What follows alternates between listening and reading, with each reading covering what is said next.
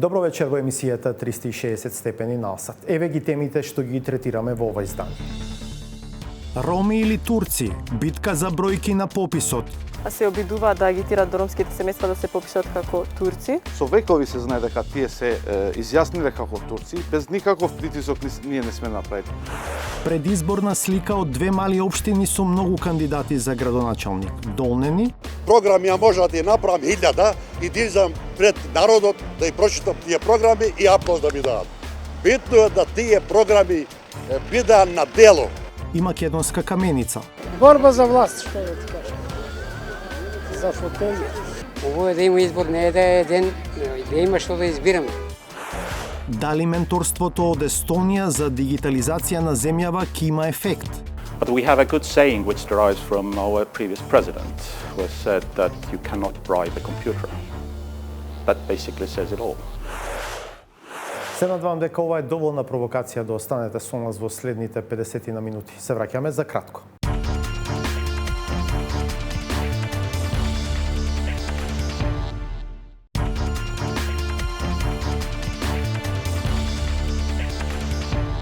Гледате 360 степени. Здруженија на ромите алармираат дека припадници на оваа заедница се под притисок да се декларираат за турци на тековниот попис на населението во земјава. Од организациите на турците пак тврдат дека само бараат од сонародниците да не се откажуваат од својот идентитет. Сушност станува збор за битка за поголеми бројки кои потоа се преточуваат во повеќе права, пари, вработувања. Сторијата е на Ирена Каревска.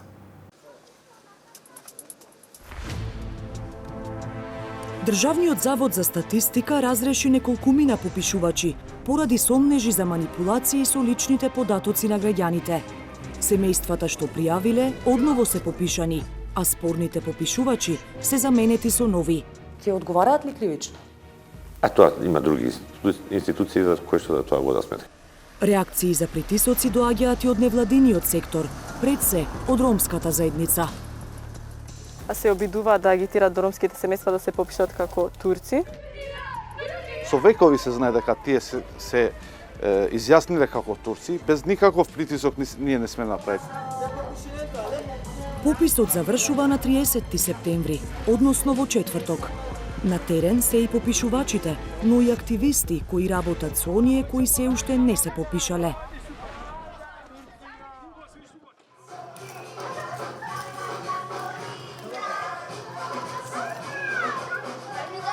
Не сме слушнале ништо. Не сте сретнале попишувачи, не сте слушнале некаде дека има попис? Не. Како мислиш тоа попис за гасење нешто или? Не, ти не разбираш.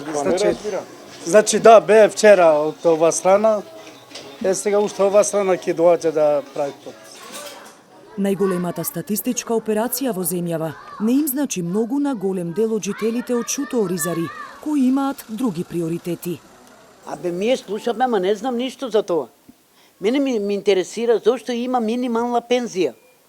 Дека народ е сега на кризно време, има корона.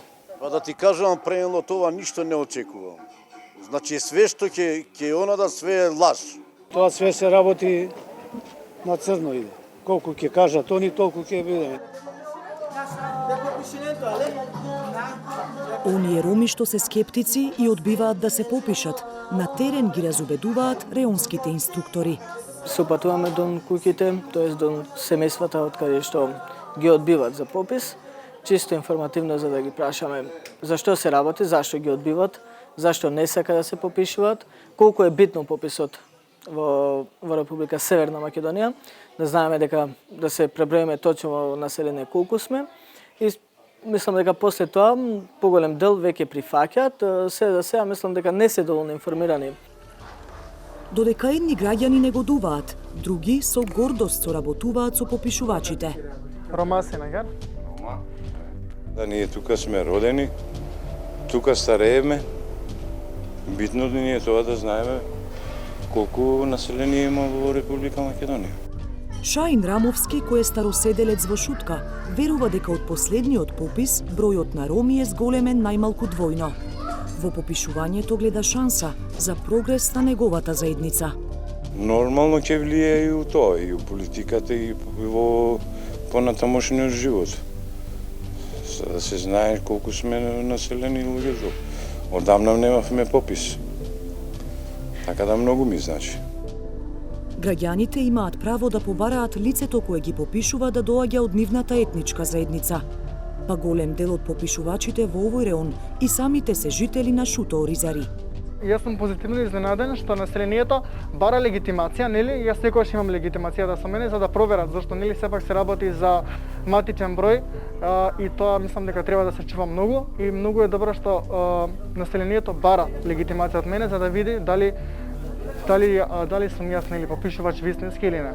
Шуто Оризари е единствената општина во земјава каде мнозинството граѓани се роми, па на терен нема големи поделби околу идентитетските прашања. Значи, ние не сакаме да бидеме ни албанци, ни македонци, ни турци. Ние сме родени роми ќе умреме. Но во други места, особено каде населението низ годините се измешало, сликата е поинаква. Има разни мала, има, во центарот има, некои се пријавуваат дека се турци. А ние сме сите роми. Во Штипското мало, каде претежно живее ромско население, не секој се декларира како ром. Причините се различни. Нема притискување, али они сами се подписуваат како турски. За да не ги дискриминираат народот, да не кажуваат дека се цигани. За тоа се подпишуваат турци. Иначе сите се роми. Сите до еден. Нашите роми се пишат турци, нашата нација понижуваат. Ке ти даде 500 динара, ке се пишеш ти албанец. И завршена работа. За манипулации и подмитување на граѓани, изминатиот период алармираа и дел од ромските здруженија, кои на терен го подучуваат населението на пописот да се запише како што се чувствува. Јас сум Селва, име ми е, од Аваја. Поради тоа што ромската заедница е можеби маргинализирана и посиромашна заедница од останатите, тука станува збор за момент кога останатите ги користат тие моменти за да манипулираат со нашите преку, не знам, делење на пакети, делење на храна, на нели дезинфекцијски средства за време сега на самата пандемија. И тука се делува на тој начин на терен. За среќа ние нашите тимови тоа го забележуваме. За најголем дел од притисоците врз ромите да не се попишат како роми, невладината Аваја ја обвини турската заедница, која на улица води своја кампања. И тие излегуваат со нивни знамења, што се тие се ангажирани како волонтери, а ние сме индивидуални. Сојузот на турските невладини организации од почетокот на процесот за попис, од февруари има ангажирано низ цела Македонија, кај што има население што живеат турци, волонтери и нормално го кажуваат на своите сонародници да се чувствуваат како што се чувствуваат, односно турци, да го зачуваат идентитетот и да не испаѓаат под никаков притисок. Првите препирки настанаа уште пред почетокот на пописот. Вие го зборувате турскиот. Тоа нема врска со етничка заедница. Едно исто мало во Струмица го посетија и представници на ромската и на турската заедница и ги убедуваа граѓаните да го зачуваат својот етнички идентитет. Рамазан geliyor. İnşallah daha sık uğrayacağız. Bu popis işi de sahada daha yoğun olacağız. Тоа се случува поради, можам да кажам, поради историјата каде што ромската заедница на некој начин била асимилирана од страна на останатите и каде што сега се доведува до момент етничкиот идентитет и на тој начин заедницата потклекнува на тие нели агитирања и се попишува како нешто што не се чувствува. Од каде вие знаете тие граѓани како би се изразиле? Па до сега со векови тие се изјасниле турци. Јас ние кои идеме, со вас ке идеме, со камера, куќа по куќа да ги прашате без камера и ќе бидете сведоци. Ние не правиме никаков притисок. А нема да дозволиме да се направи притисок. Представниците на ромската и турската заедница проблемите од терен ги предочија и на дебатата организирана од Државниот завод за статистика уште во март. Директорот им ја прекина дискусијата. Има материјал, вика, ако не станете роми, нема да имате привилегија. Ако станете роми, ќе се вработите, ќе се тоа. Има материјал, може да го пуштам. Не сакам да не влезем на тоа. А тоа не е точно. Јас отидов, не навлегувам. Ве молам, ова се политички дебати. не е место и тема политички дебати. Апостол Симовски вели дека за притисоци на терен немаат надлежност да реагираат. За моje големо задоволство во овој попис немаме таков тип на интензивна кампања, иако тоа не било случај во минатото. Меѓутоа, тука ние не можеме да реагираме. Ние не сме ниту истражен орган, ниту извршен, туку имаме институција која што има професионална дејност и за тоа сме за тоа постоиме, тоа не е работа, тоа што треба го завршиме. Заводот за статистика, објаснува Симовски, постапува само доколку некој попишувач ја злоупотребува својата позиција. Открива дека неколку попишувачи досега биле исклучени од процесот, откако биле пријавени дека дел од прашањата ги пополнале по свое убедување. Во принцип е не прашувањето за етничката припадност. Попишувач се дозвол, кажувам дека се 2 до 3 случаја, значи не е тоа кој знае каква бројка. Едноставно не ги постави овие прашања. А што е должен да ги постави. Јас во секој случај имам уште една недела до крајот на пописот, апелирам до сите граѓани да гледаат што ми се запишува. Попишувачот е должен да им покаже се што запишува и да го следат тоа. Да не оставаат на тоа дека му веруваат на попишувачот и така. Значи да ако тој не им покаже, да инсистира да им покаже и да пријават дека попишувачот не сакал да им покаже што запишува. Попишувањето кај семејствата кои пријавиле проблеми, Симовски вели дека било повторено, а за спорните попишувачи тврди дека ќе се водат постапки. Ќе одговараат ли кривично? А тоа има други институции за кои што да тоа вода сметка, јас не знам. Значи да ја Дали ќе покренете постапка според законот за попис? Тие се пријавени сите. Ние веќе сме таа постапка. Нашиот дел е завршен. А сега понатаму како следат, ние немаме право да се мешаме во работата на другите институции. Како и да завршат постапките против пријавените попишувачи, недоразбирањата и конфликтите околу изјаснувањето на етничката припадност ќе продолжат. Зошто? Сите сме свесни зошто е важна таа бројка. Дефинитивно во нашава држава се на некој начин се базира на бројки. И тука ние знаеме дека сите политички случувања, политички програми, буџети така натаму се дели, односно се базира на бројка на одредена заедница. Најбитното начело, односно принцип на уставот, рбетот на уставот е правишната застапеност. Значи, имате право колку имате бројка. Кога се доаѓа работата за добивање на правата, основните права, почнато образование на мајчин јазик, па култура, па политика, па економија, доаѓа работата до бројка. Какви ќе бидат резултатите од пописот и дали и како ќе влијаат на идните развојни политики или права на етничките заедници? За сега не ги интересира оние граѓани кои досега беа најранливи на манипулации. Тие можеби ќе се впишат на различна графа според етничката припадност, но во реалноста ќе останат обединети по нивната мака. Ние нема што да јадеме, они попис. Почна кампањата за локалните избори. Ке трае 19 дена до 15 октомври, кога на полноќ ќе стапи на сила молкот пред гласањето на 17. На првиот ден од кампањата решивме да ви ја пренесеме предизборната атмосфера од две релативно мали општини во кои во трката за градоначалник влегуваат голем број кандидати – Македонска Каменица и Долнени. Прво, Славица Филиповска не носи на крајниот исток, во Македонска Каменица, каде ривали на актуелната градоначалничка од СДСМ и се четворица други кандидати.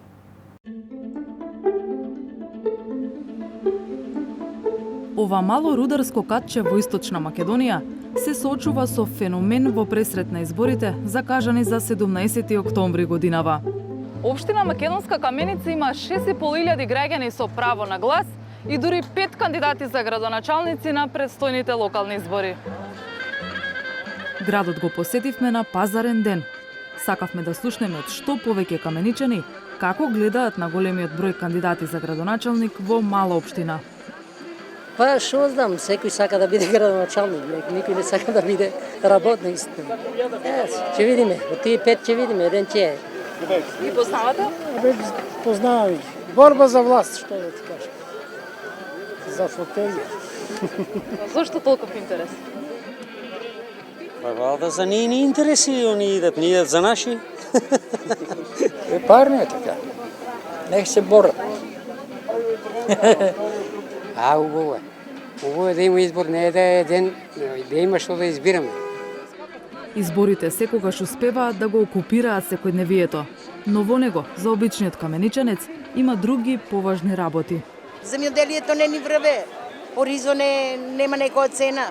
Не ни го... Дека може градоначалникот да... Па зашо да не? Па чим политичари треба да се снајде? Ќе гласам и ќе барам, мисля ја и да барам, кој знае дали ќе ми се исполни желбата, него сакам да градоначалникот се интересира за граѓаните. Многу размислувам дали уопште ќе иде да гласам. Зошто? Ради некое незадоволство. Ги знаете кандидати? Па знаеме ги. Што ти ги знаеме? Затоа ти ги знаеме. И 10 да стана за нас се исто. Ние кај градоначалникот не сме настапиле. Не знаеме кој е и како и што е. Не ни помага никој на нас од градоначалниците. За прв пат, откако е оформена општина Македонска Каменица, за градоначалничката позиција истовремено се надпреваруваат 5 лица. Втор мандат бара актуелната градоначалничка од редовите на СДСМ, Сонја Стаменкова. Кандидат на најголемата опозицијска партија ВМРО ДПМН е Димчо Апостоловски, а во трката се и тројца независни кандидати – Перо Митревски, Ангелчо Георгиевски и Миран Митревски. Кандидатот на ВМРО ДПМН Димчо Апостоловски е наставник по музичко во основно. Не само што прв пат се трка за градоначалник, туку и прв пат прави обид да ја смени работната средина. Добре дојдовте. Како сте, добри? Добри. Целта му е, како што вели, да го подобри целокупниот животен стандард на каменичани. Нашата општина и ги има тие можности, ресурси со што би можела да овозможи пристоен живот на нашите граѓани. Искрено, во последните години не сум задоволен од начинот на работење од актуелната локална власт. Знаејќи ги можностите на самата општина, јас искрено мислам дека можеме многу подобро и многу поубаво и подостојно да живеат нашите во Македонска Каменица. Тој не се плаши што, освен со СДСМ како стандарден ривал, овој пат се бори со уште тројца независни кандидати. И јас ги почитувам моите против кандидати, тие се мои сограѓани и посакувам се најдобро, меѓутоа на 18 октомври Македонска Каменица ќе има градоначалник од ВМРО ДПМН. Еден од против кандидатите на Апостоловски е Перо Митревски. Зад себе има 12 години искуство како градоначалник или вкупно 3 мандати. Прво како кадар на ВМРО ДПМН, а потоа и на ВМРО Народна партија. Овој пат среќата ќе си ја проба како независен кандидат. Партиите се тие кои вршат на некој начин притисок диктатура. Ја не сум од луѓето, од граѓаните кои трпи притисок. Значи, се оно што го правам го своеволно, тоа е се од интерес на граѓаните. Освен искуство од претходните мандати, Митревски добил и кривична пријава за тоа што со општински пари помогнал за изградба на градската црква. Тој вели дека градил за народот, за чие подобро утре цели и со проектите во најава. Ова наше прекрасно градче живее сега од пред се можам да кажем од рудникот Саса. Концесиите што сега се добиваат се огромни. Јас како градоначалник планирам преку општината, преку советот да направиме нов економски развој за општината, со тоа што ќе обезбедиме и странски инвеститори, но и со средствата што се од концесијата од стопанството да ги намениме за стопанство. Тоа е припрема на индустријска зона. Независен кандидат за градоначалник на општина Македонска Каменица е Миран Митревски. Оди на работа во истата зграда со градоначалничката, бидејќи е IT администратор во општината, но има поголеми амбиции. Нема да ви се налути градоначалничката? Па не, соработка мора да имаме у секој поле и немаме зашто се лутиме. Освен во општината, Миран Митревски е активен и како председател на еколошко друштво, кое го следи квалитетот на Каменичка река. И неговата програма има еколошки предзнак. Од нашата област веќе се предвидени повеќе проекти од областа на екологијата кои се предвидени во програмата на развој на туризам, екотуризам, агротуризам и селски туризам. Предвидени меѓународна соработка и инвестиции, предвидено е млади и спорт, развој на туризамот кој беше запоставен во изминатите години. Ова е пред Козли што е Заводот за физикална медицина, специализација. Третиот независен кандидат по професија е доктор. Ангелчо Георгиевски признава дека местото на докторите е во здравствениот систем, но се кандидира за градоначалник со конкретна цел. Сакаме да го срушам митот да се гласа за партија, а не за личност. Имаме една индустријска зона каде сите се сликаат пред избори, но уште не е отворена. Сакаме да донесеме нов инвеститор, каде што бидејќи 90% од работниците се во родникот САС. Георгиевски е доскорешен член на владеачкиот СДСМ. Малку недостасувало да биде кандидат на партијата за градоначалник на Македонска Каменица во претходниот изборен циклус, но по теснавна трепартиска трка довербата ја добила Стаменкова. Тој вели дека без разлика кој да победи сега, ако не се фокусира на нови работни места, општината ќе се соочи со тотален екзодус. Ќе биде интересно кој да биде градоначалник, ќе има проблеми со советот, нема да биде мнозински совет, тоа сум сигурен, така ќе работат за интересот за граѓаните, а не за остварување лични интереси на мала група граѓани, како што е досега. Општинската каса сега ја чува Сонја Стаменкова СДСМ, која и во трката за втор мандат е единствена кандидатка жена. Ја побаравме кон крајот на работниот ден за да ја прашаме што се смени во изминативе 4 години за освен стандардниот противник од ВМРО ДПМН, сега да има уште плюс тројца против кандидати. И она што го ветив пред изборите дека и администрацијата и вработените ќе бидат ослободени од политички ангажмани спротивно на нивната волја, што резултира со слобода на избор, што е и резултат на сега кандидирање на повеќе кандидати. Тоа што еден од независните кандидати е поранешен член на СДСМ, не значи дека има раскол во партијата, тврди Стаменкова. А со што ќе ги привлече и сопартиците и неопределените граѓани? Главно програмата и еден од носечките столбови на програмата ќе биде енергетската ефикасност, искористувањето на обновливите извори на енергија, заштитата на животната средина која што е топ тема и тоа е нешто што ќе ни биде приоритет. Освен 5 теми на кандидати за градоначалник, поднесени се и 5 советнички листи. Големиот број листи остава впечаток дека граѓаните се длабоко поделени во политичките ставови, но истовремено и дека каменичани се испреплетени на многу други начини. Например, соперници на различни советнички листи неретко се роднини, а во еден случај двајца браќа се тркаат за советнички мандат, но на различни листи.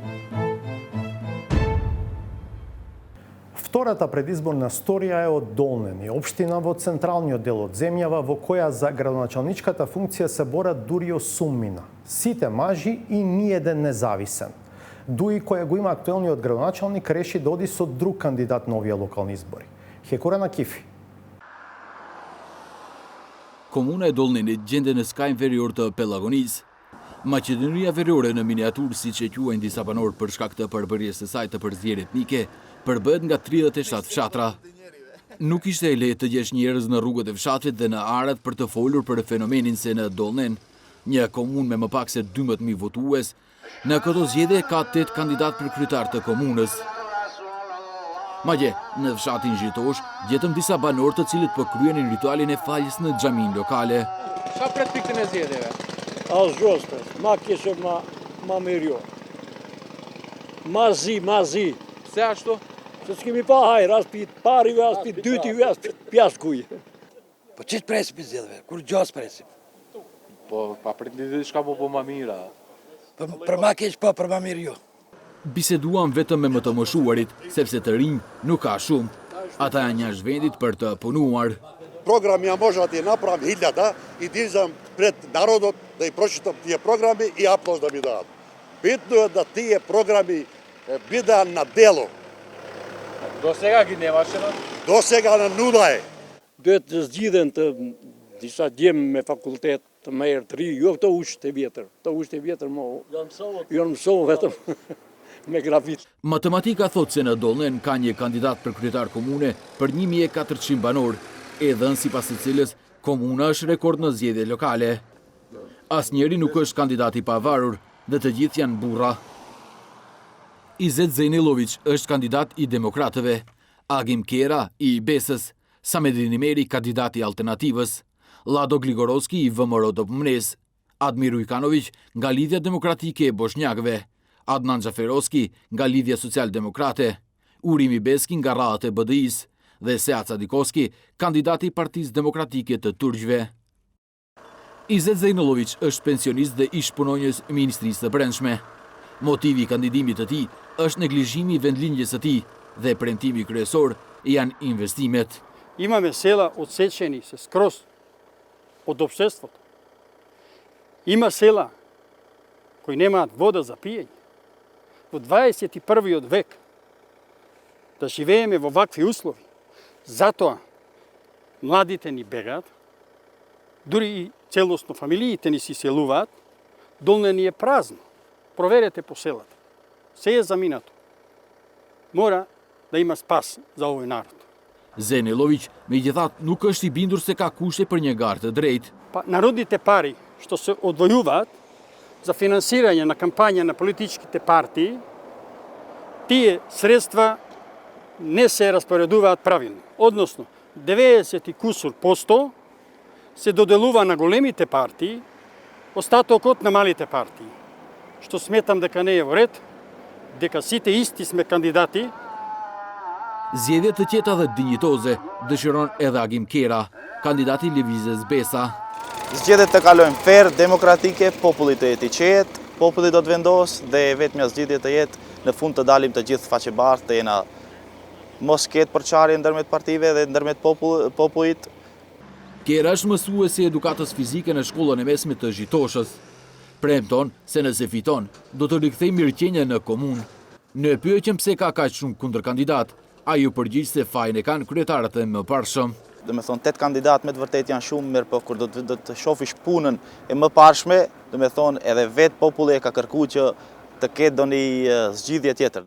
Kandidati i alternativës Samedin Imeri gjithashtu punon në shkollë. Ai është sekretari i shkollës fillore në Cërnilisht. Arsyeja pse u përfshi në garën për kryetar komune është, siç thot ai, grabitja me vlerë 7 milion euro e kryer ndaj prodhuesve të duanit në këtë komunë. Fillon një grabitje e madhe nga shteti dhe kompanitë të prodhimit të duanit. Edhe pse, do të thënë përsërisi komuna nuk ka disa ingerenca, mirë po, do të thënë komuna duhet të jetë ti parapri, do të thënë zgjidhjes së këtij problemit ekzistencial për banorët e Dollnenit. Numri i madh i kandidatëve sipas Imerit është për shkak të përbërjes multietnike të komunës.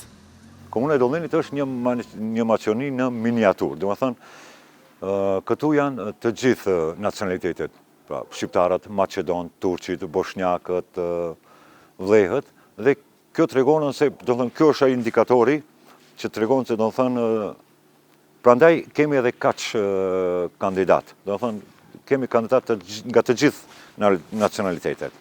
Problemi me migrimin e madh të rinjve është arsyeja pse unë kandidoj për kryetar komune, thot Lado Gligorovski nga VMRO-DPMN. Programi i tij është i fokusuar edhe në mbajtjen e të rinjve.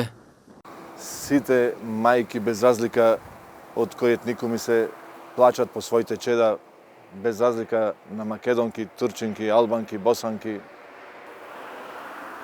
Значи спасот се гледа настрана. Сакаме да бараме некое решение да ни остане младината во нашата општина, во нашата држава. Имаме многу убави услови за земјоделие и да се работи овдека. Gligorovski drejton biznesin e tij privat dhe punon në bujqësi. Ashtu si kandidatët e tjerë, edhe ai mendon se konkurenca për vendin e kryetarit të komunës është e madhe për shkak të keq menaxhimit të pushtetit aktual lokal. Неуспехот на досегашната власт е факт, затоа и бројот на кандидати е зголемен. Значи секој гледа на некој начин спас да се најде, да се смени ова несериозно владење моментално што е конкретно во нашата општина. Admir Ujkanović është kandidat i Lidhjes Demokratike të Bosnjakëve.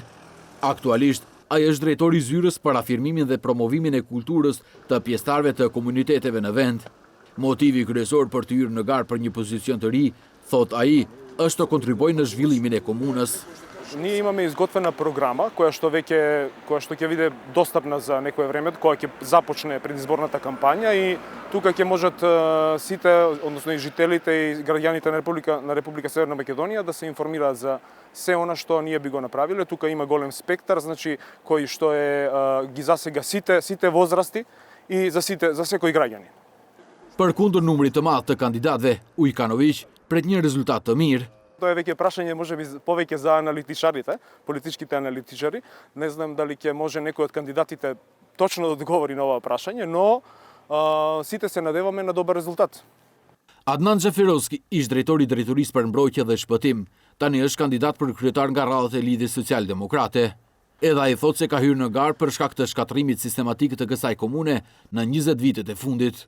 Opština Dolneni je definitivno последна opština во нашата држава по развој. Тоа е најголемиот мој мотив кој ме враќа во моето родно место, за да можам да им помогнам на граѓаните, за да го дадам својот придонес и своето знаење да го вградам во за доброто на сите граѓани во општина Долнени. Xhaferovski thot se në shumicën e pjesëve të komunës nuk ka infrastrukturë, e cila do të jetë prioriteti i tij nëse ai fiton. Во 21 век да немате вода, тоа е недозволиво, недопустиво.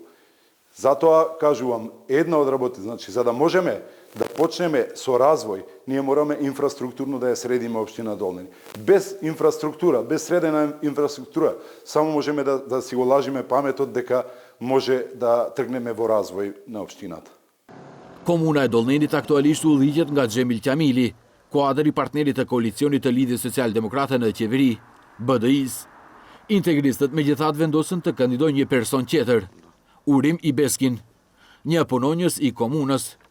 Programin, thot Ibeski, është bërë në bashkëpunim me qytetarët. Јас како градоначалник би им понудил на сите граѓани подобри услови за живот, да ја намалиме иселеноста на населението, да обезбедиме нови работни места, нова инфраструктура, водоводи, канализација, да направиме нашата општина да биде подобро место за живење за сите граѓани. Ibeski nuk është i shqetësuar për numrin rekord të kundër kandidatëve. И во минатото, како што напоменав претходно, имало повеќе кандидати, но сепак најдобриот граѓаните кажуваат кој е најдобар и со бројот на гласови тој е победник на овие избори. Kandidati i tetë në Dolnen është Sasa Dikoski nga Partia Demokratike e Turqve. Ai aktualisht është ushtrues detyre, drejtori i Inspektoratit Shtetëror për Veçeverisjen Lokale. Nuk mund të gjente kohë për të paraqitur për krah kandidatëve të tjerë në këtë storje. Në 20 ditët e ardhshme, 8 kandidatë do të ecin nëpër fshatrat në Dolnen në përpjekje për të bindur banorët e mbetur që të votojnë për ta. Lufta realisht do të jetë për rreth 6500 vota, siç ka qenë në zgjedhjet e fundit parlamentare.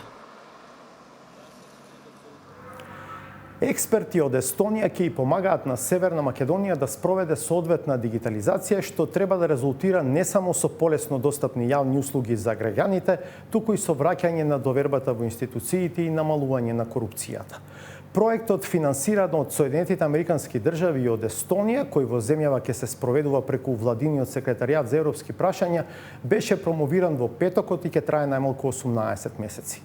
Естонија, која е членка на ЕУ и НАТО, е избрана за ментор не само затоа што предничи во дигитализацијата во светски рамки, туку зашто се смета дека во 90-тите поминала низ предизвици слични на оние со кои се соочува Северна Македонија. Одлив на мозоци, корупција и внатрешни етнички делби. Естонија успешно се справи со овие проблеми и денес се смета за успешна приказна во ЕУ, една од најдигитализираните земји во светот, стабилен сојузник во НАТО, со високо ниво на јавна доверба во институциите и значително подобрена меѓуетничка кохезија. Владимир Мирчевски разговараше со членови на естонскиот експертски тим кој ќе се обиде да и помогне на земјава соодветно да се дигитализира. Едниот од нив е поранешен министер во повеќе ресори. First of all, thank you very much, the three of you, for this participation 360 degrees. I would start with my first question is, what can be expected as an outcome of this project that you are part of here in North Macedonia? Well, on the first hand, thank you for having us. And for me, this is the third time to be in your beautiful country, and I've noticed a lot of changes.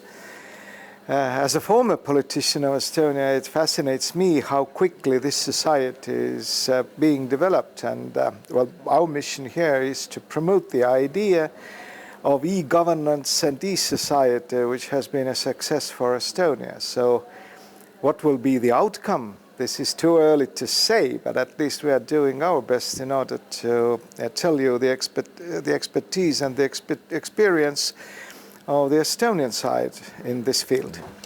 What are your first impressions from the initial meetings you've had here with the stakeholders in the country? To be honest, I'm impressed. Impressed of the potential the country has, because the initial point where do you start with the digitalization of society is somehow different where Estonia was. When we started in 1997, basically there were no computers, no digital phones, no smartphones, anything. But currently in Macedonia, as my colleague Rein said, there has been a lot of development. The challenge is that this development should be targeted more better than it is today, because there are a lot of interesting pieces around, a lot of people, especially young ones, who want to have a good services, to have these pieces together. So we are thinking together with our partners here in Northern Macedonia how to target these pieces better, to make better decisions, so that everybody, especially citizens on the street.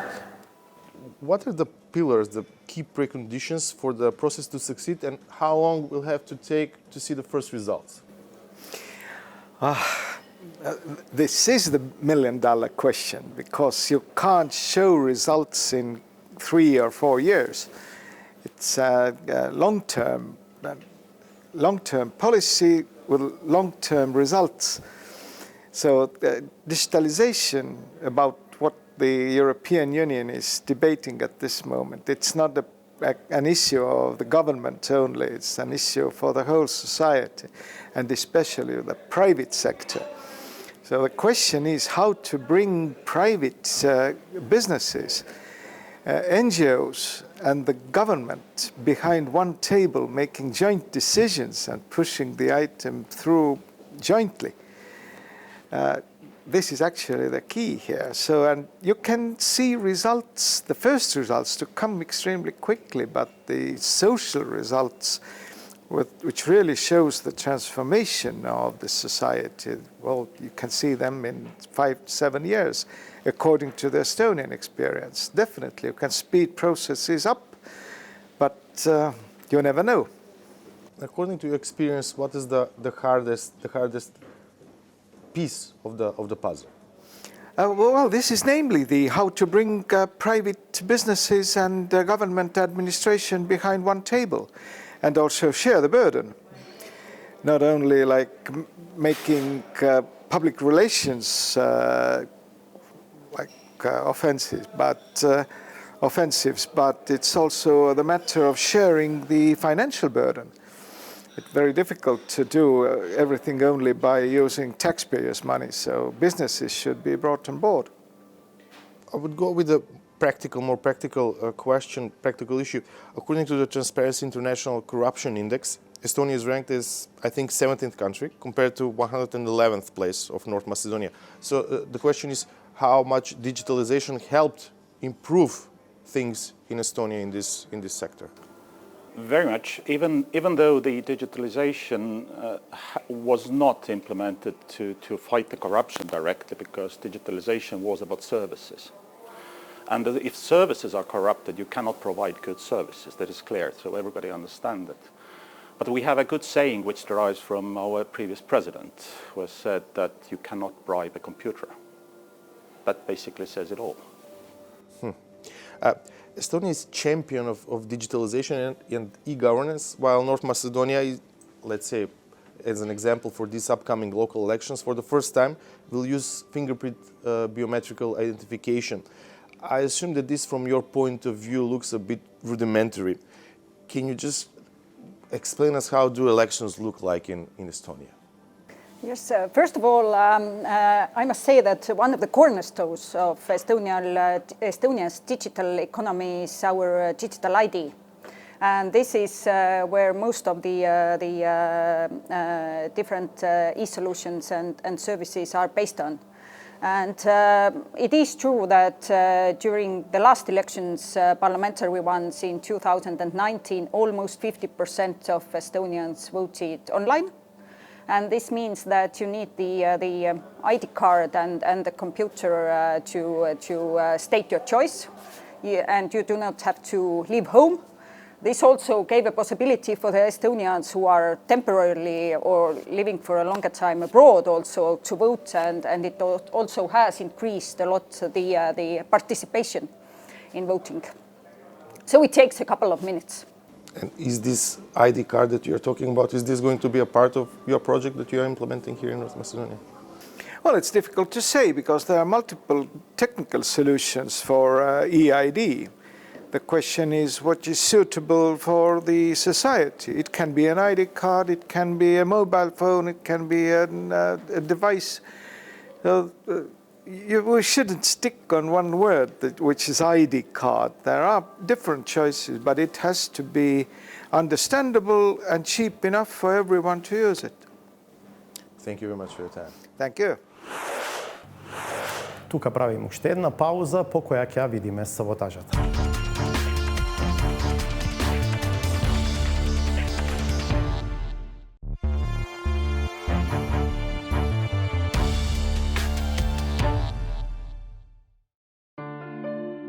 Благодарам на можноста да разговараме.